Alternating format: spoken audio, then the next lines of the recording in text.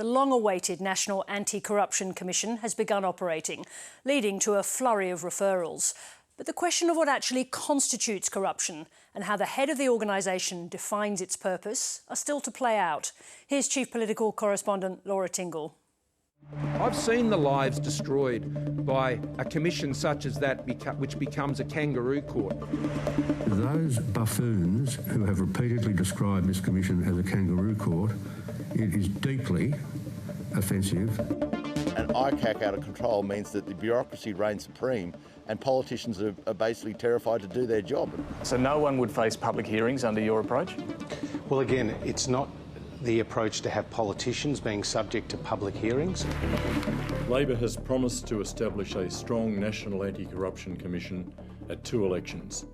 Now, in government, we are delivering on that promise. The Commission will have power to hold public hearings in exceptional circumstances and where it is in the public interest to do so. When the long-demanded Federal Anti-Corruption Commission was finally taking legislative shape last year, much of the debate focused on whether it would hold its hearings in public. Perhaps framing that focus was the spectre of the ICAC hearings in New South Wales that had brought down yet another New South Wales Premier, Gladys Berejiklian. I don't think it's a surprise to anybody in and around government to know that we threw money at seats in order to keep them. But as the National Anti-Corruption Commission finally opened its doors for business last Saturday, the landscape in which the debate about what constitutes corruption and general bad behaviour had changed. The timing couldn't be worse for PricewaterhouseCoopers. And contracted service providers under Commonwealth contracts. That clearly draws in PwC. The business dealings of former Morrison government minister Stuart Robert. A series of very serious allegations involving the outgoing member for Fadden. Stuart Robert strongly denies any wrongdoing. The conversation that has dominated so much of the work of state corruption commissions has been morphing as the federal body springs into life. It's not so much about money in brown paper bags and pork barrelling anymore, but about a range of issues involving different people and different parts of the bureaucracy, and involving disreputable consultancy arrangements, alleged kickbacks, and behaviour by public servants that was harmful to members of the public.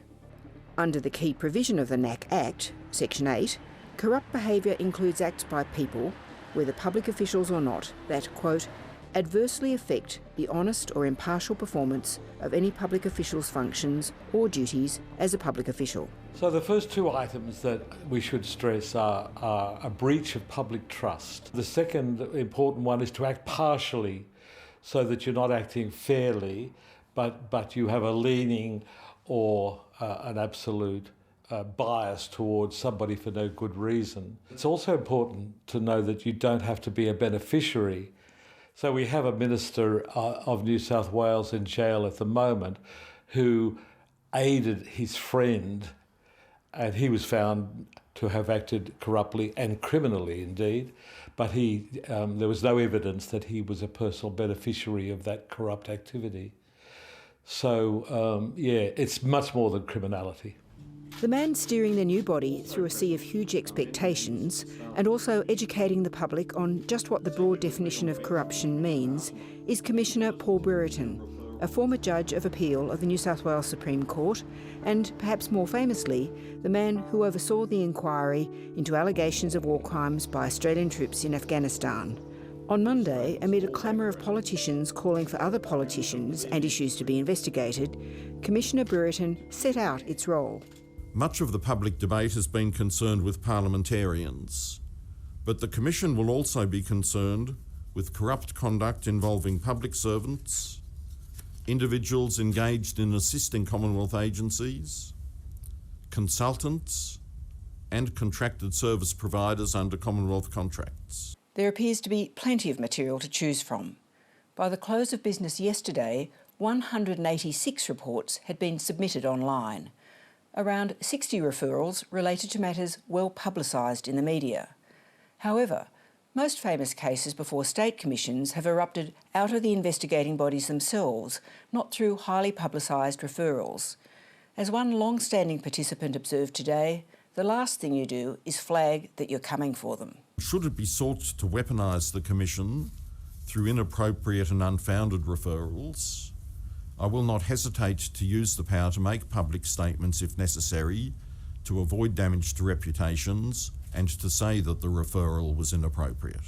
We will more likely be interested in investigating matters that have current practical relevance rather than those that are historic. Brereton's comments might disappoint those hoping older controversies like sports rorts would be examined, but they also warn politicians against making the threat of NAC referrals a day-to-day political weapon. I think the public attention will always be first and foremost on high-profile cases that involve suspicions or allegations involving politicians, etc. But that's unlikely to be the bulk of what the National Anti-Corruption Commission receives or has already received.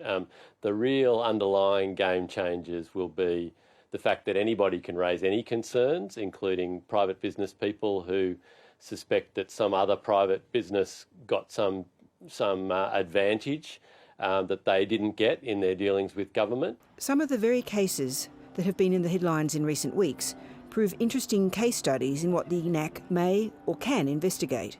Cases like PwC's improper use of its position as a tax advisor to the Treasury. Wrongdoing within PwC itself is outside the jurisdiction of the NAC. Whether it's improperly got access to or been given access to government information that it's then abused could be in the jurisdiction of the NAC. Then there is the fallout from the Robo-Debt Royal Commission. Its report is due to be delivered to the government on Friday and immediately released.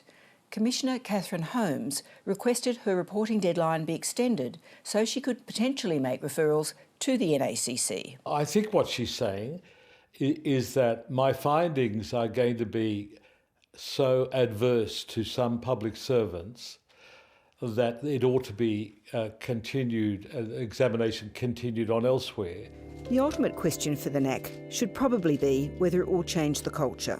And you could ask, well, if the ICAC hasn't moderated corruption within the New South Wales Parliament, how can our Commission federally moderate corrupt activity in the Commonwealth?